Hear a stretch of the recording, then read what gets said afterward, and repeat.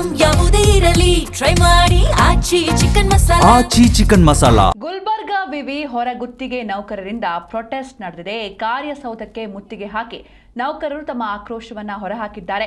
ಅವಧಿ ಮುಗಿದ ಹಿನ್ನೆಲೆ 281 ನೌಕರರನ್ನ ತೆಗೆದು ಹಾಕಿದೆ ವಿವಿ. ಹೀಗಾಗಿ ಅವರನ್ನೇ ಕಂಟಿನ್ಯೂ ಮಾಡುವಂತೆ 45 ದಿನಗಳಿಂದ ನಿರಂತರ ಧರಣಿ ನಡೆದಿದೆ. ಸಿಂಡಿಕೇಟ್ ಸಭೆಯಲ್ಲಿ ಈ ತೀರ್ಮಾನದ ಬಗ್ಗೆ ಕುಲಸಚಿವರು ಭರವಸೆಯನ್ನ ನೀಡಿದ್ರು. ಆದರೆ ಸಭೆಯಲ್ಲಿ ಏನಾಯ್ತು ಅನ್ನೋದನ್ನ ಎಲ್ಲೂ ಕೂಡ ರಿವೀಲ್ ಮಾಡಿಲ್ಲ. ಹೀಗಾಗಿ ಆಕ್ರೋಶ ಕೇಳಿ ಬರ್ತಾ ಇದೆ. ಸಿಂಡಿಕೇಟ್ ಸದಸ್ಯರು ಜೊತೆಗೆ ಪ್ರತಿಭಟನಾಕಾರರ ನಡುವೆ ನೂಕಾಟ ಕೂಡ ಉಂಟಾಯಿತು. ಸಿಂಡಿಕೇಟ್ ಸಭೆಯಲ್ಲಿ ಈ ಕುರಿತು ತೀರ್ಮಾನ ಕೈಗೊಳ್ಳೋ ಬಗ್ಗೆ ಸದಸ್ಯರು ಹಾಗೂ ಕುಲಸಚಿವರು ಭರವಸೆಯನ್ನ ನೀಡಿದ್ರು. ನಿನ್ನೆ ವಿವಿಯ ಸಿಂಡಿಕೇಟ್ ಸಭೆ ನಡೆದಿತ್ತು. ಆದರೆ ಸಭೆಯಲ್ಲಿ ಏನೆಲ್ಲ ಡಿಸಿಷನ್ ತಗೊಂಡ್ರು ಅಂತ ಎಲ್ಲೂ ಕೂಡ ಅವರು ರಿವೀಲ್ ಮಾಡಿಲ್ಲ. ಹೀಗಾಗಿ ತಮ್ಮ ಆಕ್ರೋಶವನ್ನ ಪ್ರತಿಭಟನಾಕಾರರು ಹೊರಹಾಕ್ತಿದ್ದಾರೆ. ಏಕಾಏಕಿ ಕಾರ್ಯಸೌಧಕ್ಕೆ ಮುತ್ತಿಗೆಯನ್ನು ಹಾಕಿದ್ರು. ಸ್ಥಳದಲ್ಲಿ ಸಿಂಡಿಕೇಟ್ ಸದಸ್ಯರು ಹಾಗೂ ಪ್ರತಿಭಟನಾಕಾರರ ನಡುವೆ ತಳ್ಳಾಟ, ನೂಕಾಟ ಎಲ್ಲವೂ ಕೂಡ ನಡೆಯಿತು.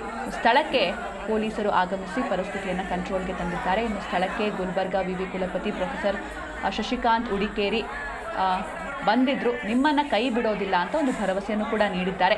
ಟೆಂಡರ್ನಲ್ಲಿ ಒಂದಿಷ್ಟು ಪ್ರಾಸೆಸ್ನಲ್ಲಿ ತೊಂದರೆಯಾಗಿದೆ. ಈಗ ಹೊಸ ಟೆಂಡರ್ದಾರರು ಕೂಡ ನೇಮಕವಾಗಿದ್ದಾರೆ. ವಾರದಲ್ಲಿ ತಾಂತ್ರಿಕ ಕೆಲಸ ಮುಗಿಸಿ ನೇಮಕ ಮಾಡ್ಕೊಳ್ತೇವೆ ಅಂತ ಭರವಸೆಯನ್ನ ನೀಡಿದ್ದಾರೆ.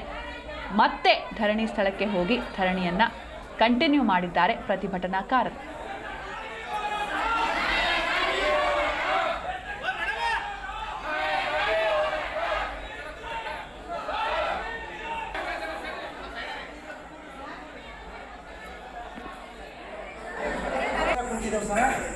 ಹತ್ತಾರು ಹೆಣ್ಮಕ್ಳು ಸಸ್ಪೆಂಡ್ ಆಸ್ಪತ್ರೆಗಳಾದ್ರೂ ಒಬ್ಬ ರಿಜಿಸ್ಟರ್ ಇಲ್ಲಿ ಒಂದು ವ್ಯಕ್ತಿ ನಮ್ಮ ಸಿಬ್ಬಂದಿ ಇದ್ದರು.